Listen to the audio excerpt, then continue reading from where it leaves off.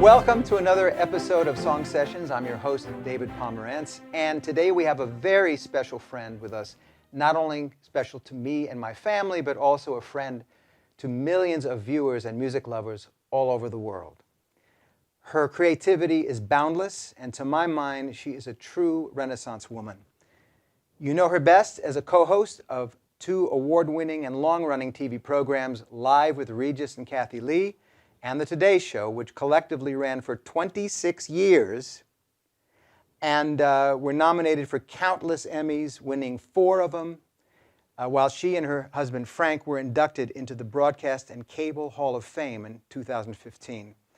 She brings her unique quality of warmth, passion, and honesty to every project she undertakes.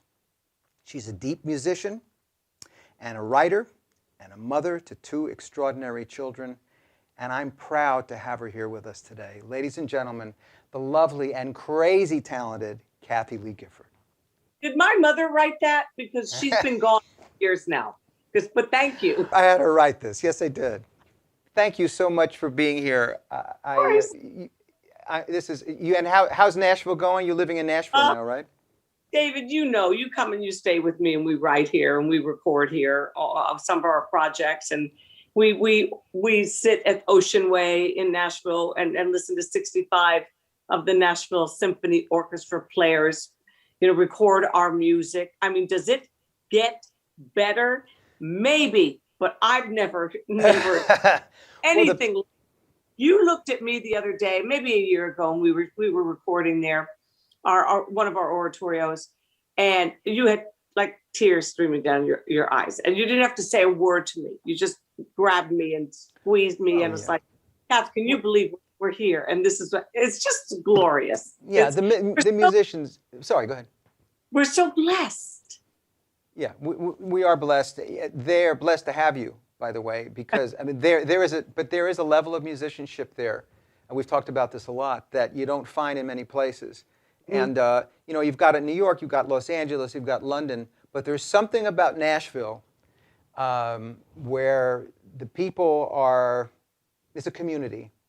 Mm-hmm. They love each other, and as we've talked about so often, people write together. They write 3 songs a day sometimes, right? Whatever, before noon. Before noon. Yeah. Before noon. The difference is you find extraordinary musicianship all over the world. There are great musicians everywhere. The difference that I have found in Nashville is there's a joy about it. You can go and record in other parts of the world. I won't even name them, but it's all rote. It's all rote. It's like, it's the notes. I'm going to get in there. I'm going to get out. I'm going to do my job. Right. In here, there's like, they'll ask us, remember at Ocean Way, they'd say, tell us about this piece. What is this about? There's a curiosity. There's a deeper sense of what we're all about. Deeper sense of this is not just a job. This is who we are. Does that make sense? Absolutely. No, Yeah. their job is to deliver feeling. Mm-hmm. That's what they do. Mm-hmm. They understand that. They want to give you the feeling. Yeah. Goosebumps. They Absolutely. wonder why did you write this? What's it about? Help us, because we want to be a part of it. I mean, they're incredibly generous as artists, and I'm thriving here because of it. And what's the difference between being there and being in New York for you? It's the culture. I mean, I've lived in 40 years in the New York area working, and God has blessed me deeply there. I met Frank there. I had my children there. I raised them there. Frank passed there. And once he was gone and my children had left to pursue their careers in California, I'm alone in this magnificent home that used to be my favorite place in the whole world. And all of a sudden, David, and you and I wrote our first song in that house and many more after that. All of a sudden, it's not a joyful place to me. It's almost like a morgue. So many memories, so many joyful times, and all the people are gone. It's not just a building. A building is nothing. It's timber, it's stone, it's rocks, it's brick. But people make something, a house, a home. And all the people in my life were missing. And I said, I've got to get out of here. I've got to find a new place to grow and live and thrive, or I'm going to die. I was literally dying of loneliness there. I wrote a bunch of great songs as a result of it. You know, out of your pain, you write from your truth. Sure. But I knew there's a line in the movie that I wrote called "From Then Came You" that said, "I got to make new memories, or the old ones are going to kill me, and I'm not ready to die."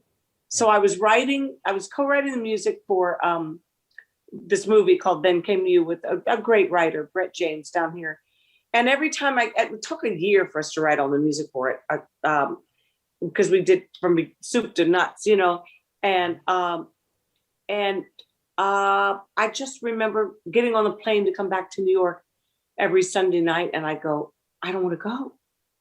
I don't want to go back. That place does not feed my soul, but this place does. And I was planning on moving to Santa Barbara, baby, after 40 years. I said, no, I'm moving to Nashville. Yeah. And it was one of the greatest decisions of my life. I'm just surrounded by like-minded people spiritually, and people that just understand the joy of songwriting, the joy of just, even if your song doesn't become a hit, even if nobody ever cuts it, even if it never, you know, gets heard by anybody, the joy is in the work. Right. The joy is in the being with somebody, and picking and grinning, or ripping your heart out, whatever it is. The process is different for everybody. But I've never sat in rooms like I do now with total strangers who bring maybe 3 chords to the meeting, or a thought, or I'm like the crazy person here in Nashville, because I remember Brett saying to me when we were first writing together, he says, if you move to Nashville, Kathie, you're going to be the most popular girl down there. And I said, why? He says, because you come with a full lyric. I mean, my background, and you and I've worked mostly all the theater work I've done, I've worked with you. My work is really, the body of it has been in theater, where you write to narrative. You have a story to tell. Right. I don't go into a songwriting session thinking I've got a hook, and I want a hit record. Right. I wouldn't have a hit record if it smacked me in the face. But you give me a story to tell, and I'll write you 10 songs. Yep. So I came from it from a completely different perspective. I sit down and I have perfect rhymes. I'm not happy unless it's a perfect rhyme. Well, you're not hip down here if you have perfect rhymes. That's another conversation. I didn't know that ain't rhymes with can't. I can't do that. And I know. I know. Oh, Oscar Hammerstein did that. He said, right? I'm just a girl who can't say no. You know, but I can't say no. But he can do that. He's allowed. He can do anything he wants to. He's Oscar. He can do whatever he wants. But I've just tried. I'm the new girl in town, so I adapt and I adjust and I learn from them. And I've learned so much, and written several hundred songs since I got here about a year and a half, 2 years ago. And but it's new to me, but I find that exciting. At this point in life, where a lot of people are, you know, retiring, saying that's it, I'm done. I can't even spell retire. Can you imagine that? People actually do that, don't they? No, they do. And so much of my inspiration in life comes from the Bible, the scriptures that I study on a daily basis in the original Greek and Hebrew, and you know the Bible as well. And nobody in the Bible ever retired. Nobody retired. They have no plan. They don't. There's no golfing in Canaan. They didn't do that. They don't go to Charles Schwab and get a retirement plan. You know? They died. They died doing what God created them to do. And that right. I get excited about this season of my life, when most people say, well, how are you liking retirement? I just laugh. I wouldn't know. Yeah. I'm busier than I've ever been in my life. I'm doing work at a level that stuns me, with writers like you and other people I'm blessed beyond words that they'll even sit down with me and consider me worthy to sit with them and write. Thrilling. I've got writing rooms here in my home in outside of Nashville, that literally my guitars are here, then the piano room's right next to it. And I never know when they come over where we're going to work in either room. Sometimes we go back and forth, what they're going to bring to the table. Sure. And end up with at the end of the day. I have no preconceived ideas. Right. And I just let it happen. And it's thrilling to me. Yeah. I'm doing the most thrilling work of my entire life when I just thought, I'd have one finely pedicured foot in the grave by now. No. Well, yeah, and your work is extraordinary. I want people to know this work, and what's so great about what you're doing recently is that you're making sure that this work is done, produced, out in so many mediums, and we're going to talk about that in a few minutes. I wanted to ask you a question though about this, because look, many people know you on TV. And they know about, like I said before, there's a warmth and a sweetness about what you do, and honesty, and a passion, and a reality. You're real. You're a real person, and that's why so many people love you. By the way, I'm sure of it, because that's who you are, and you're willing to just be yourself, like you're doing today with us. But I just have a question. But you've always been a musician, always, Yes. always. And when you were born in Paris.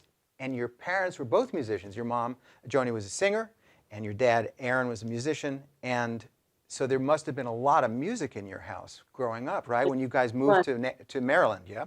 What was that like, living in your house at that time? The interesting answer to your question is, even before I knew about the real essence and the reality of God, I knew music. And that came into my life even before I could spell God. My daddy was a jazz saxophonist, and he was an excellent one, and that was his third job. He was a Jewish man, born of a Russian Jewish father, and so times were hard. His father left the family and devastated his mother and left her with 5 kids. Not his shining moments, but my father learned to become a man by becoming the man of the family. And by the time I knew what was going on in our family, I knew that my daddy had 3 jobs. I knew that he married a beautiful Caucasian woman who lived in Brooklyn named Joni, who sang like an angel and was beautiful. And they were as unlikely a couple as ever could be, but God had a plan for them. And they ended up being married for 55 years before my dad went on to be with God. And my mom just recently went to join him just a few years ago, along with Frank and along with Regis, and such loss in the last few years. But all of them were a believer in the afterlife. All of them believed that God had a plan for them long after this world we live in. This is just like practice. Nice. This is like a rehearsal. Well, did you all play in the house together? Did you sing together because your sister Mishi also sings? So that must have been an amazing. It was just, none of us thought that we would ever make a living out of it. My sister was the real singer in the family, and I actually wanted to be a singer so badly. But when I was younger, I went to her voice teacher, and I wanted to sing so badly. My sister literally was the natural one that just could hit any note. I didn't have her range, and I was loud, and it wasn't the same. That's amazing. So, but I loved it, and I had a passion for it. And I went to her voice teacher, and I sang some rip. I don't know what I did. I sang a couple songs. I don't know, did some scales for her. And she looked at me and very tenderly and very kindly. And she said, "Oh, Kathie, honey, stick to harmony." Oh. No, it was one of the kindest things she could have done, because it made me mad, Dave. It made me mad. And I needed that. I didn't. You're fantastic. I don't know what I would have done then, but her saying, harmony, I went, I'll show her I can sing. She was actually right at the time. It was probably a good assessment and an honest assessment of my gifts at the time. But I knew I was destined for more than that. I knew I'd never sing like Barbra Streisand or Celine Dion or so many great, great singers, the ones that just have amazing range and can hold a note forever and all of that. Yeah. But somehow I knew innately, but you will be special. You'll be your own special self. No more special than anybody else, but you will be unique. Right. and you will bring your gifts to some. So I just started working my ass off. Yeah, you sure did. I would sing constantly. I'd put my records on. I wouldn't give up until I wouldn't eat dinner until I could hit a note Streisand hit. I never was able to hold on to it as long, but daggone it, I'd go and eat my Brussels sprouts because I hit it. Beauty. What did you? So you listened to Barbara, but when you were a kid, and you were singing, who did you emulate? Who were you listening to? Were you listening to Ella Fitzgerald? What? Yeah, and before Barbara, I was in folk music. The Peter, Paul, and Mary. That era. It was folk music, and Bob Dylan, the Byrds. That was I learned so much about Joni Mitchell. Forget about it. Yeah. Joni Mitchell, Judy Collins. Those were the ones that I just listened to, and they had a huge impact on me. And then later, I remember walking across my kitchen floor, and I didn't have a big kitchen. We were not wealthy people by any means. But on the radio came people who need people. And I went, what? I stopped. And I was paralyzed. Whatever she sang. And I went, oh my God. And I remember being paralyzed until that in the as she ends it, and tears streaming down my face. It was a real cathartic moment for me because I knew honestly, you'll never be able to make those sounds, but you can make people feel that way. Mm-hmm. That's right. That you find your own way to do. Don't copy her. Learn from her. But be your best you, because you will be able to move people in a way she can't. If you trust your gifts. That's right. In a different way, I can use you. And I'm so glad I got that message from heaven, because there's nothing more frustrating than trying to copy somebody else. We already have the masterpiece. Who wants to be a copy of a masterpiece? That's right. God makes us all masterpieces, Dave. It's the snowflake cliche, but it's true. And there are no two beings alike. Period. And God, so much trouble with snowflakes. Give them different DNA as well. Yeah. Come on. Yeah. So I set out back then to become the most incredible me I could become by partnering with my creator, God. Yeah. It was never about me doing it on my own. I knew I couldn't. I mean, I started singing professionally when I was 10 years old, and I still am 67. And how? Because I let God lead. The times I decided I knew better than him are the times I just failed miserably. Disaster, scraped me off the pavement, because a couple of semis have gone over me. I was like Gumby, and they're stripping up. And I just learned the hard way. You cannot do it yourself, Kathie. You can't. You're made for great things. Every human being is, but not unless you acknowledge your need from me. And so if I could give any kind of encouragement to other artists, and even a guy that wants to be a great plumber, or a woman who wants to be a very good teacher, ask God to help you. Yes. He wants to. If the passion's there, that's all the motive you need. All the motive you need. Yeah. And the motive. Yeah, and the willingness and the interest in helping is the other thing, which is what so much of it's all about. When you were, sorry, go ahead. No, you go ahead, babe. No, I was going to say, as you were flowering, is that okay to say on? Yes, I'm going to cancel you. How dare you say I flowered? I assume you've done your share of flowering in your life, as haven't we all. But here's the thing. So then you went to Oral Roberts University. Oh, I didn't flower there. Well, wait. Yeah. So maybe that wasn't a good segue. But I do have an interest in that. So, but you studied drama and music there. What did they teach you on that subject, aside from the obviously the obvious religious spiritual connection. But was it a good school for that as well? I don't want to denigrate Oral Roberts University in any way, because they've come a long, long way since I went there in the early 70s. I went there in 1972, I believe. All right. And back then, there was very much a cookie cutter mentality. Let's take all these incredible kids who've come here from all over the country, and let's make them look alike, sound alike, speak alike, work alike, and be and everything alike, so that they'll be in God's little army. Yeah, that's not you. Retaliated against that.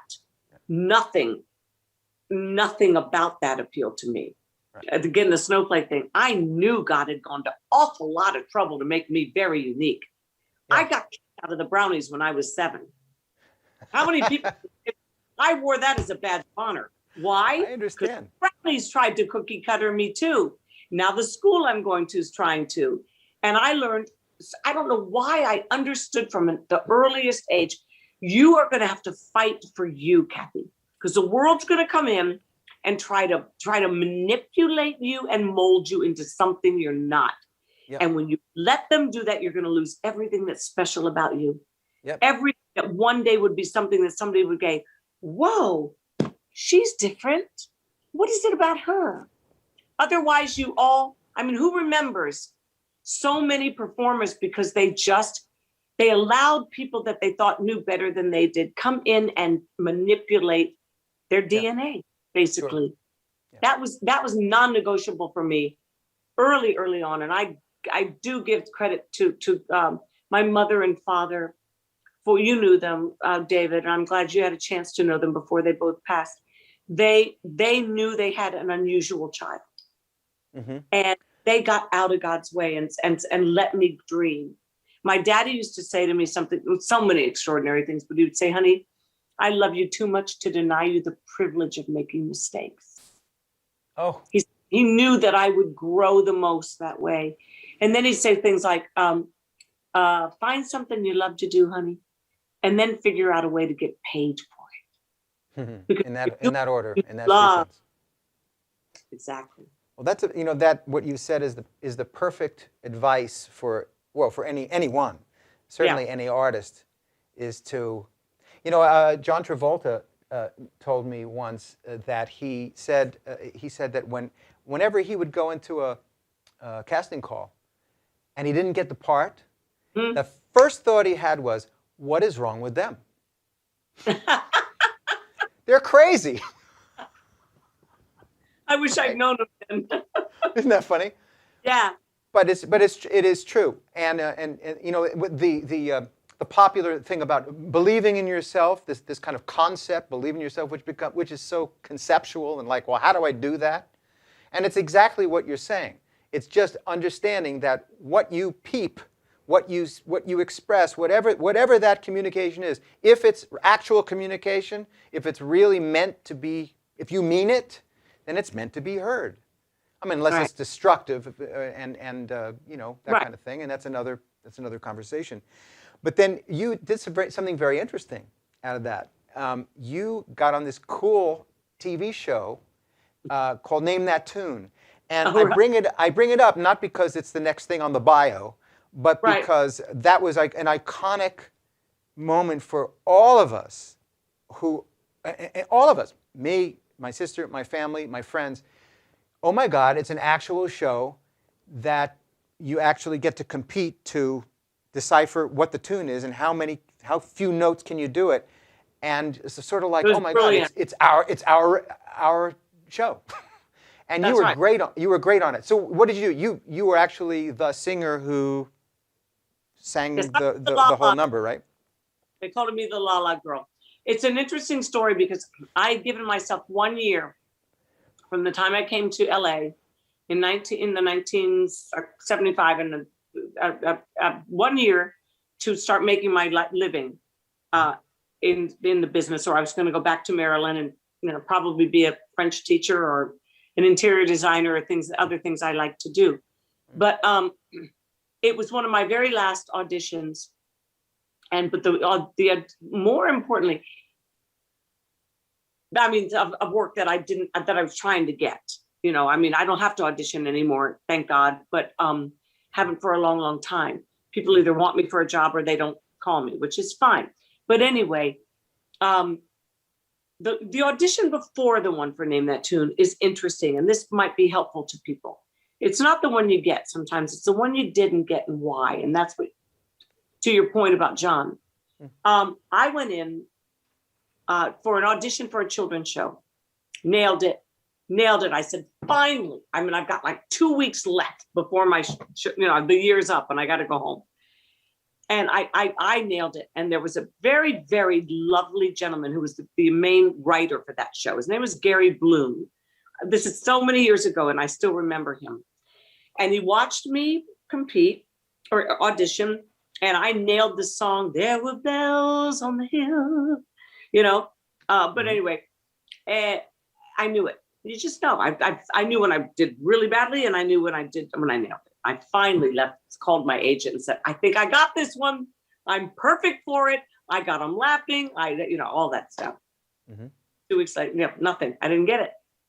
I didn't get it with no explanation. And I'm going, okay, in my heart, I'm going, all right, then if I can't get something I'm totally right for, and I nailed it, maybe this is not the business for me. Getting ready to give up, I get a phone call from my agent, says they want to see you for a new game show. And I'm going, yeah, you're just weary after. You just got, another pain in the butt. I got to go across town. It's going to cost me this. I'm out of money. How am I going to pay for gas? I don't know what to wear. Right. He says, prepare 3 songs. I go to Ralph Edwards Productions. I walk in. Now I'm used to cattle calls. Always. There's 20, 30 people sitting there. You wait your turn. It's just the way it worked. Mm-hmm. And I looked around and I thought, I'm in the wrong place. There's nobody here. Now I can never get to because I'm going to be late in the traffic and all of that. And the woman walks up to me and she goes, Kathie Epstein, because that was my name then. And I said, yes. She goes, they're ready for you, Mr. Edwards. See now, Ralph Edwards Productions, right. Legendary. This is your life. Oh yeah. And I said, but why? I mean, where is everybody? And she goes, oh no, darling, it's just you. It's just you. I went, I didn't have time to even process that because I had to get in and sing my butt off. So I walk in and there's a group of people around the conference table, and my pianist starts and I sing 3 songs, and suddenly I see in this group of many people, Gary Bloom, the man who a couple of weeks earlier had smiled at me so nicely when I auditioned for the children's show. Oh, interesting. And he's gone, smiling so kindly at me. Before I end the 3rd song, Ralph Edwards comes over to me and hugs me and says, welcome to the family. You're the new singer. And I went, how did that happen? Nobody else auditioned for it. What had happened is, and here's the real key to it. Keep doing it. Keep persevering. Keep believing. Keep trusting as you grow that one thing actually leads to the next thing. Mm-hmm. You're not all isolated. You're learning from each one. Apply what you've done wrong. Do it better next time. Keep what you know worked and apply it the next. It's a learning process. It's an education. I dropped out of college to go do this. And now I'm getting a real college education in real life and in real performing. Yeah, man. Turns out that Gary Bloom had loved me when he saw me sing a couple of weeks before audition, but he says she's too sophisticated for this show. But I'm going to remember that girl, and one day it's going to be the perfect thing for her. Wow. I'm gonna find something for her. He remembered me because I stood out as unique. Right. If you lose your uniqueness, you lose your ability to be anything. I think in this world, God made us unique. First letter in unique is you. Don't become somebody else. Be you, unique. Yeah. And so he smiled at me, and 2 weeks later, he was the lead writer on Name That Tune. And he said to Ralph Edwards, Ralph, I'm telling you, I've seen a lot of people in this business, a lot of people, and trust me on this. Yeah. You can open up casting afterwards if you want to, but don't waste your time. I've got your girl. And he said my name. He didn't know my name at all. Who would? Who knows Kathy Epstein? Sure. And he said, trust me. And I walked in that day, and it changed my life, completely changed my life. And I'll be forever grateful to that sweet man who believed in me, but ever grateful to my parents who said, you be you, Kathie. God made you unique for a reason. Don't let anybody change you unless it's for the good. Right. That's gorgeous. Were you, at that time, well, I mean, God, you're on Name That Tune, for God's sake. I mean, did you, becoming more and more aware of the compositions of those songs? Because, I mean, actually, the show is based on deconstructing melodies. It was. Was it around that time? Were you writing songs at that time? No, I'd written songs, but I didn't know I was a writer. Does that make sense? I Sure. just would write. I would write silly ditties and things. People would say, Kathie, there's somebody's birthday, write a song for them. And I'd write it without realizing. I never identified as a writer. Right. I always was an actress or a singer, or both. I mean, that's where I saw myself. But it had always been there. But yeah, no, during that time, I had to learn 200 songs in 5 days. 200 songs. They were full songs, but it was like 3 bars of 2/4 or 3 bars of 4 bars of 4/4, just to get into it. And they couldn't put the name of the song up because somebody might see it. Right. And they'd go 2 bars, 3/4, and I'd go into a jazz waltz. I'm as corny as Kansas in August. You know, I'd have to cut out a better representation of it would be la la. And life is worth living, but only worth living if you're la la, right? And they go, born free. And I'd go, oh, is it? And somebody would win $100,000 and I'd go away, I'd go home after learning all this with like $5,000. $5,000 bucks. That ain't bad. I'm grateful for it, David. I was making my living doing what I would love to do, like my daddy told me. Incredible. When you did that, Tom Kennedy was the host, and just as a quick thing, my wife Kelly's father produced a show called You Don't Say. Right, he was Tom Kennedy, and that's the Small connection. world. But from that point, you did many things, and you got really busy. And one of the things you did, the Carnival Cruise jingle, and you were the girl. I mean, that was awesome. And so people started to know you as a singer and up above. Now here's the fun one that I'm personally very curious about. You did a bunch of touring, I'm sure, but especially with a lot of the comics. And people like Shecky Green and Bob Hope, George Carlin, Rich Little, Rodney Dangerfield, right? All of them. I was for about Newhart. Yes. Go on. Yeah, I have a question, but please go on. After the success of Name That Tune, all of a sudden I became the person that all these comics wanted to open for them. Because I was young, I was a hard worker, no drama, I came ready. Yeah. I had my dress ironed, I had my music, I was ready to go. Right. And they could count on me for no drama and no drugs, no anything. I was I was a real professional. My parents had taught me that early on. No matter what you do it with excellence. You be the kindest person in the world to every single person you work with. Yep. And my dad used to say, honey, just be the best they've ever had. Yeah. No pressure, just be the best. And be kind to everybody. So yeah, but what I should say to you about working with all those men, and that was incredible experience. I did become the girl that people started to really, really recognize and notice doing the Carnival Cruise Line commercials, but I was the 5th in line for the job. Oh. Other thing that people should know. Nobody decided just because I named that tune, oh, she's my neck. Yeah, no, it just is a process. The first person they wanted to Carnival Cruise Line wanted was Sandy Duncan. But Sandy Duncan just signed with Wheat Thins, and so she wasn't available. So they didn't want her to be doing 2 big campaigns at a time. Second person, I think, and I might get them out of order, but I think was Joyce DeWitt from Three's Company. Oh, sure. Well, they covered she's adorable and a wonderful actress, but she wasn't really up the train. She wasn't good enough singer for what they needed. Right. Third person, I think, was totally good for it, which was Bernadette Peters. Great, Wow. beautiful, and no issues about professionalism or anything. But Bernadette gets seasick out on the high seas, and she would not get in the sun with her porcelain skin. And I just go, well, how's that going to work? The woman's got to be up. Now, the fourth one, they said, we've got her, Kathie Lee Crosby. She had been on a show called It's Incredible, or That's Incredible. That's what it was. And they loved her. She was beautiful. Apparently she could sing okay. I never knew that, but apparently she said, she's our girl.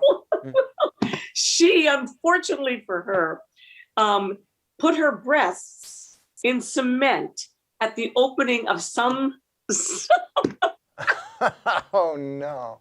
Some opening of a casino or a hotel or something in the Bahamas. I don't know what the story And was. the guy at Carnival Cruises with the big cigars going, I don't think we should get that girl. He said, I'd like to meet her, but I don't want her doing my commercials. So they go, well, what are we going to do? And somebody said, you know what? Check this other girl out. There's something about her. She appeals. She's real. She appeals to real people. She's not going to go putting her tits in cement anywhere anytime soon. Right. And she seems to just have a likability because she's not all full of herself. She doesn't have an army of people representing her.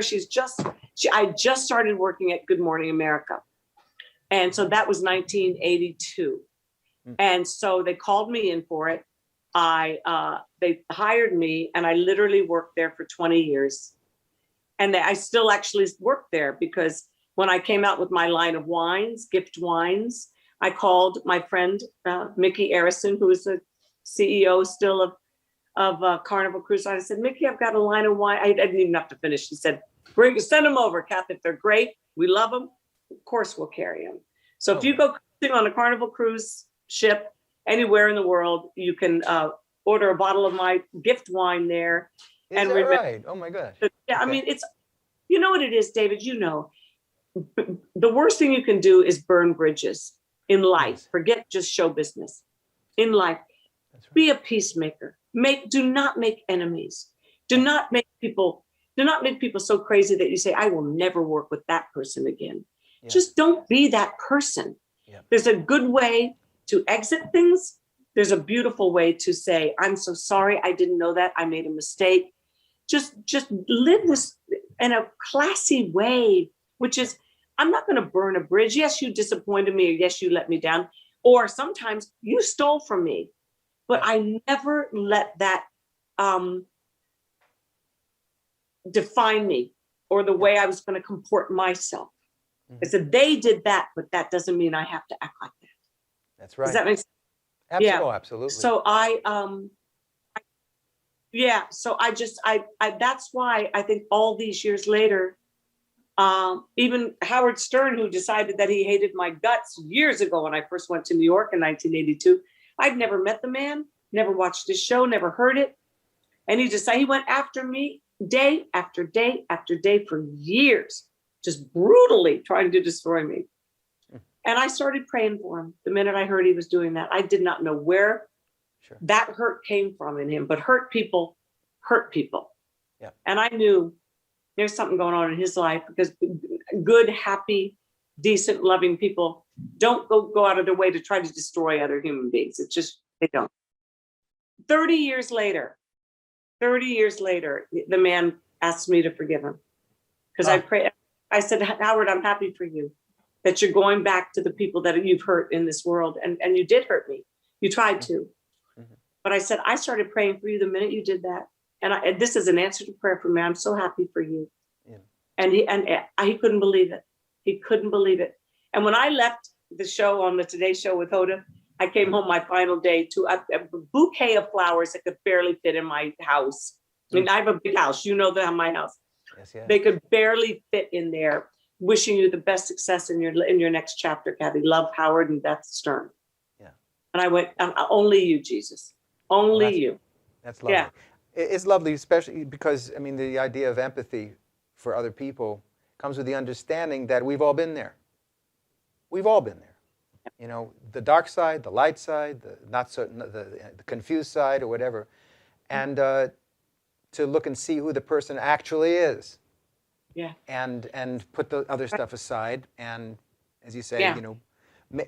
create the person in your own life as they actually are, instead of without all the baggage and all the craziness, right? And it's hard because you're hurt. We're human, you know? Right. But years earlier, and I'm so grateful for this, I learned not to let the world define who I am and not let the world define what success looks like. Yeah. You and I very hard on two projects that are among the greatest successes in my life, David. And I'm grateful, and I shall forever be grateful to you. We wrote a little off-Broadway musical called Under the Bridge. Yes, that to this day is one of I think, my best work.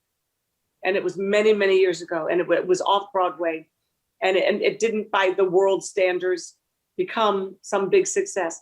Later, we continued writing a musical about Amy Semple McPherson that ultimately did come to Broadway. Took 13 years for us to get it there. It did. We wrote 40 extra songs that never even showed up in the musical that were probably among the better songs that we wrote. But we served the story, the narrative, which you have to do in theater. And I'm so grateful for that discipline I learned about it in theater.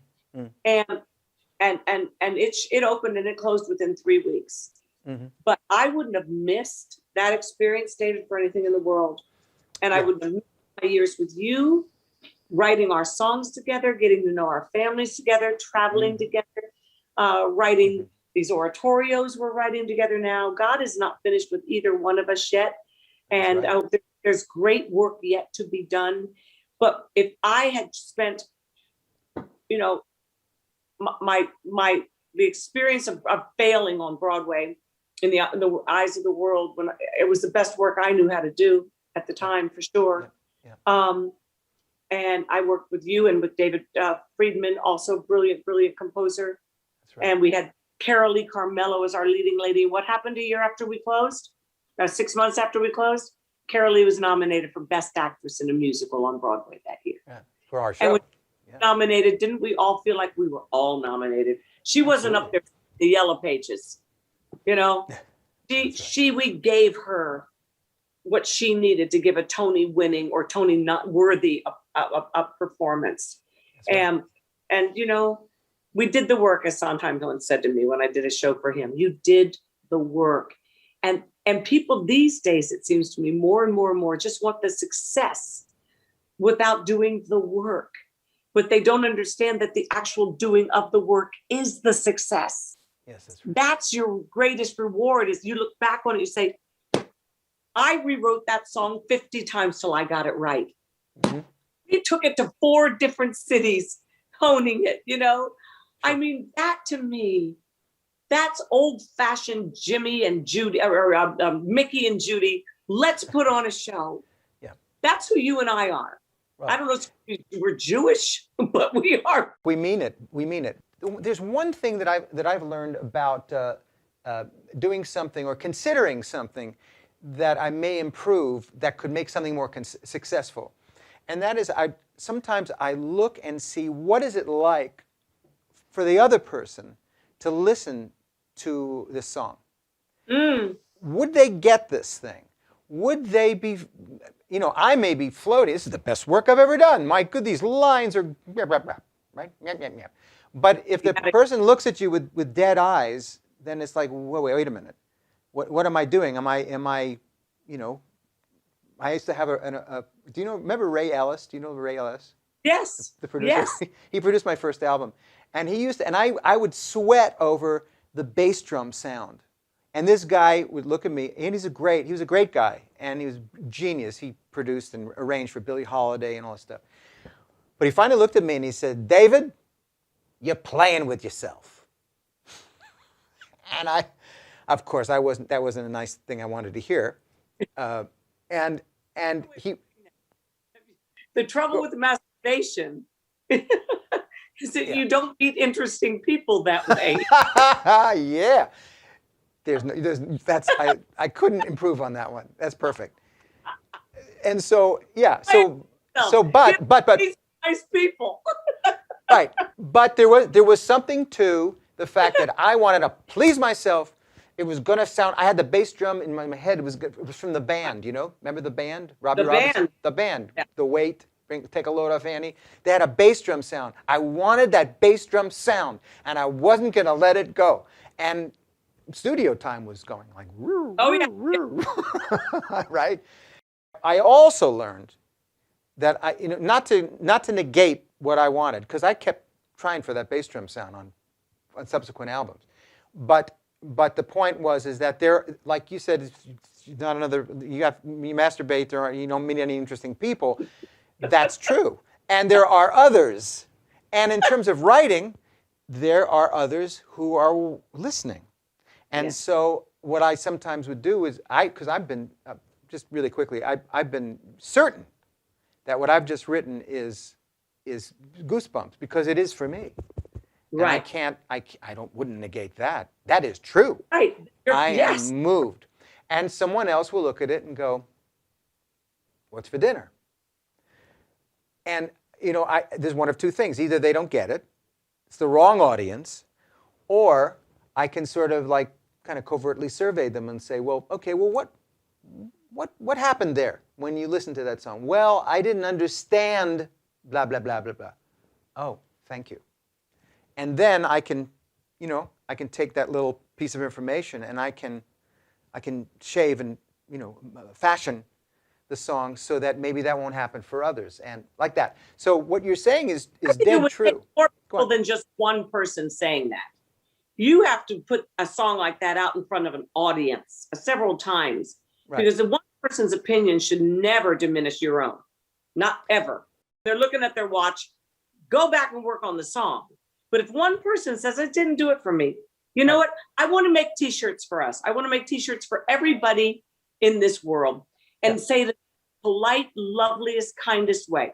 The t-shirt would say, I'm so sorry, but I think you're confusing me with someone who cares what you think. Okay. Fine. You gotta love what you just did. You're the one that put the time and the money into it. Hardest thing for me when we were writing for Broadway was we knew they were great songs. Yeah. But they weren't fitting the narrative. And that's why I could give them up.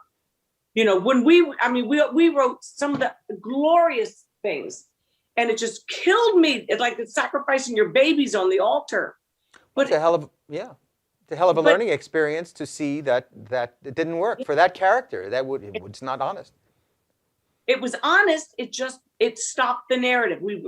I see what you mean. Yeah. Didn't further our story. We had an hour and a half to get a huge story told. Right. And that song served to move that narrative forward. It was just a gloriously beautiful song that took up 4 minutes, and now we still have story. It's called stage wait. In that way. Where people have to sit and wait for it to be over, and then it can continue. That's death.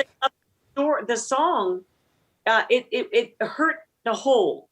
That one little part hurt the sum of the parts by not moving us towards, this gorgeous story we were trying to tell, this important story we were trying to tell. Or in the with Under the Bridge, this precious story. I will not die until we have made Under the Bridge into a film. I'm sorry. We're going to make that movie because it is gorgeous. It's just so moving. It's so tender. Based on a 1958 Newbery Medal Award-winning Best Children's Book of the Year about this. Anyway, check it out, people, if you're interested. And I think they can find the music to it on somewhere. But I'll never forget. This is another interesting story too. I read the book with my daughter Cassidy, who was like 7 at the time. She's now 27, and she had to read half an hour every night, learning how to read. And I every night you're bleary eyed, and I'd get up at 2:00 in the morning, and I'd go into the city and do Kathie Lee and Regis and Kathie Lee, and then by 8:00 at night. I mean, Mama needs a glass of wine and a night, but she'd have to read. So finally I said, Cass, just go get something. She's not, we're out of books. There must be something in that. in that bookcase, Cass. She goes over, she comes back with this dilapidated, falling apart little book with really bad, not clear and crystal and biting and exciting picture illustrations. It was just like it was old. Old. And I said, fine, Cass. It's called The Family Under the Bridge by Natalie Savage Carlson. And we started reading it. And it's the only book that Cass and I ever read together during that time that we both said at the end of it, again. And we read it again. It destroyed me. I was sobbing each time. And so I remember we went away for Christmas holiday. I couldn't get it off my heart. We went down to our place in the Keys and I started writing. I wrote for 2 solid weeks when I wasn't doing. Yes, I remember this. I called you. Do you remember? And I said, yeah, sure. David, I have fallen in love with this project and I'm in love with it. And you said, I'll try to get it, Kath, but don't write anything on it because, we got to get the option and all that. And I said, okay, yeah, all right, I won't write on it. Well, I didn't even tell you that I'd written the entire thing. I'd written, not the music, that's why I was calling you. Yeah. I'd written all the book and all the lyrics, and I was ready to call you and say, let's put on a show. I called my attorney afterwards when we got home and I said, you got to option this book for me.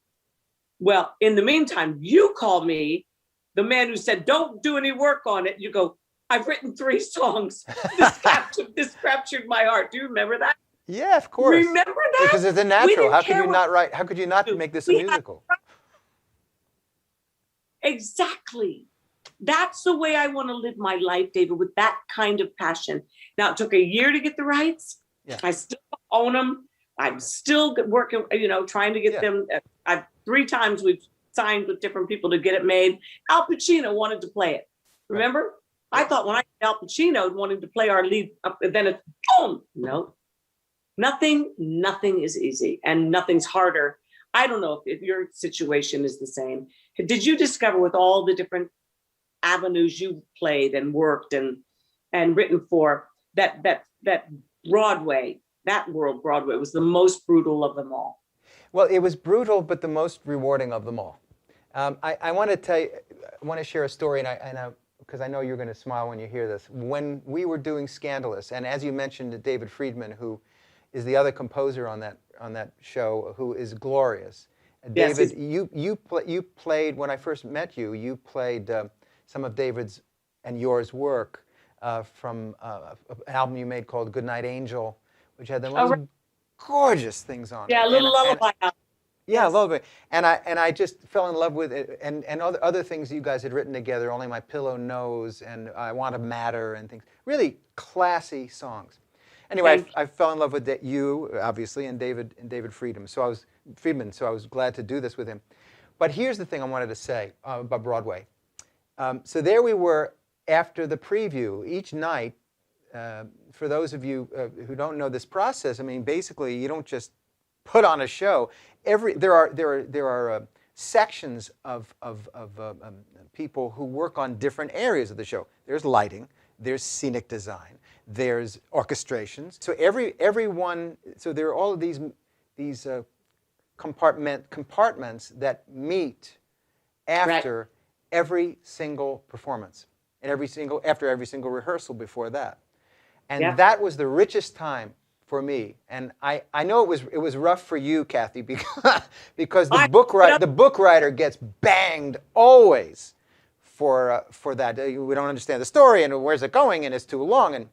But you held it beautifully and you kept your cool and you always turned in the product at the end of the day. But the experience of sitting with these professionals in their respective fields, saying what they had to say, was, for me, that was when I said to myself, I've made it. I've made it.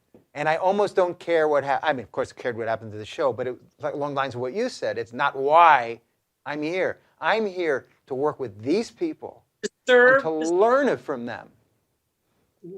Well, the reason that I wanted to get out of there so fast, because by now it would be about 11:30, and I had to get up at 4 to go and do my real job. Oh, for God's sake! Of course, you were doing Today Show. Everybody else could sleep in. I had to get up and be in hair and makeup by 5 in the morning, and and That's right. I was burning every candle, but I wouldn't have missed it. I'd left my family at home in Connecticut to get an apartment in New York so that I could, during the previews, I would be able to stay in the city and not have to commute it back and forth. I mean, everybody in my family sacrificed for it, and nobody felt bad. Everybody, we all believed in it, and I would, again, it's those experiences that you wouldn't miss. I look back on my life and I cannot believe what I've done. I cannot believe the amount of work, the books, the musicals, the TV shows, the series, the films. I don't know how I did it except by the grace of God, always. Right. But I think for people that are watching who want to learn about our business, every single one of them led to something else. And I never went into any of them thinking, I got to win awards for this. I let the passion for the project. I met the falling in love with a little dilapidated book from 1958 that nobody had thought about for years, was beautiful to me. Yeah. A woman who had lived in the 1920s that history had forgotten about, had captivated me when I'd heard about her 40 years earlier in college. Yeah. She just captivated me and I couldn't get her out of my head. Yeah. And so that's when I came down to Nashville and people sit around and they just come in with the express purpose to write a hit song. I don't know how to do that. But give me a story about somebody and I'll write you a good song. Yeah. I'm just not wired. I think we're wired different ways. I wish I could write hit song after hit song like Brett James does. I'm not made like him. Yeah. But he understood it when he started writing for the movie, how different it was. And he loved it. He said it was brand new for him. Yeah. And we artists need to keep stepping out of our comfort zones and doing new things. And because if an artist stops creating, we die on the vine. We're not made for that. We're not made to work on a cookie cutter construction. You know what I'm saying? Sure. What is it? What's it called? Those lines? Conveyor belt. Thank you, darling. A conveyor belt. Right. Charlie Chaplin on the conveyor belt when he's spending his whole life making bolts. Or Lucy and Ethel. Lucy and Ethel, right. Try to Benjamin, but you're either an artist or you're not. Yeah. And if you are, give it the dignity it deserves and give it the time and give it the respect. I never graduated from college. I was a semester shy of it, but I got the education of a lifetime following my passion. Absolutely. Absolutely. Well, you've exemplified that in all the many things that you've done. You've done, as you said, so many films, as an actress and all this. I said in the beginning that you're a Renaissance woman, and that wasn't sort of blowing smoke. I don't say that about people. Depends who I'm talking to. No, I don't generally say that about people at all. And why I feel that way about you is obviously you've proved it again and again and again. And in writing with you and seeing your work with other writers as well, I know that you work at it getting it right, and I've seen you rewrite and rewrite and rewrite and rewrite. And it's also, you're very fast. You're very facile. You're smart. You're a smart person, and not everybody does that. For me, not that I'm not smart, I am, but when I write lyrics, I sweat, Yeah. And sometimes it comes and I go brip brip brip, and then I hit something, blah blah. But I've noticed you work intently. Your attention is utterly on it. Focused. And you do you're focused like crazy, and you do the job. And if it needs fixing, you go focus and fix it. And you're very, very facile. You're very good.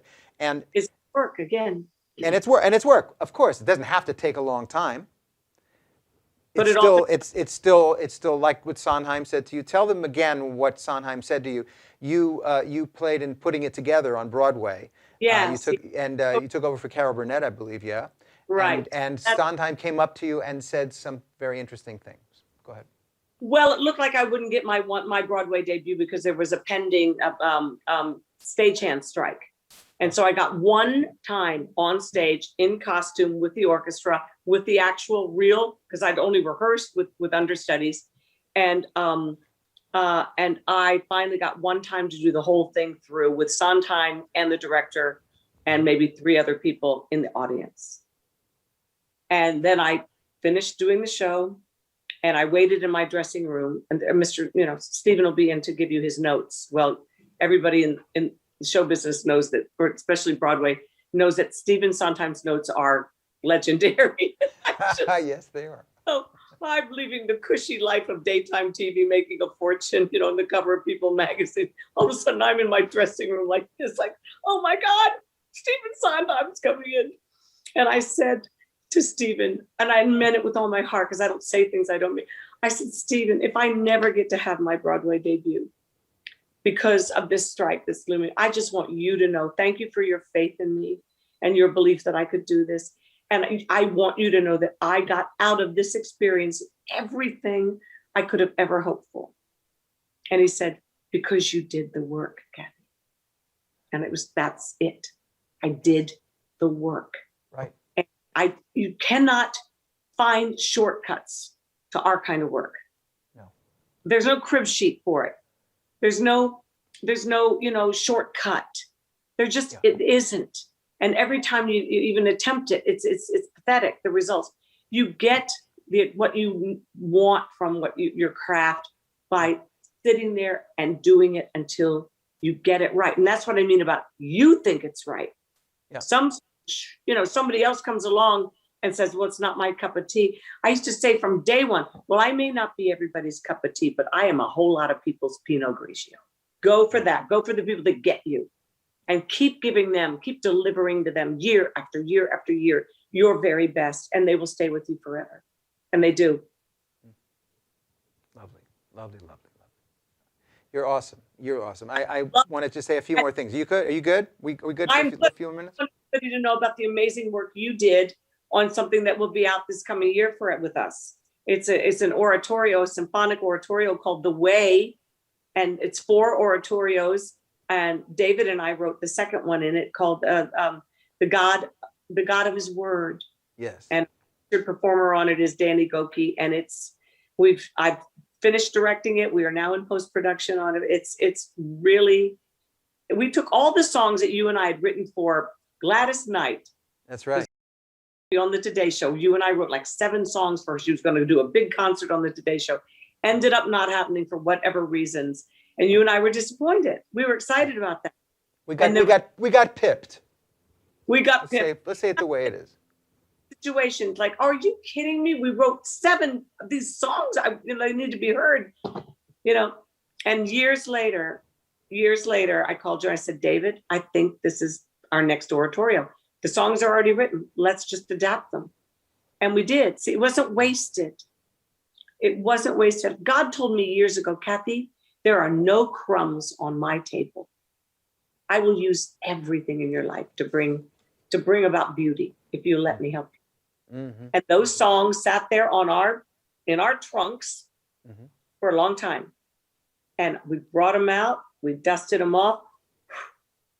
We got, brilliant orchestrator and Philip Severin. And we got, and by that time I was directing and I'd left it to the Today Show. And the thing that was supposed to be on originally, it wasn't supposed to be. We were supposed to write them, but we assumed that's where they were going to be born. And they weren't. Right. But they're going to be born now. And I can't listen to it, David, without sobbing. You write some of the most gloriously unique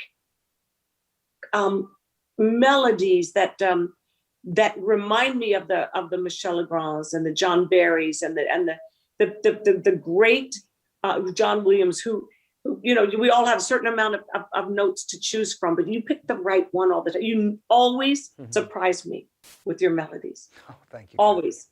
And whether you're sitting in the room with me and you're working on a lyric I had, and I hear you at the piano and you struggle, because you just do. You're a dog with a bone. You're not going to give it up till you get that chord and that voicing in the chord.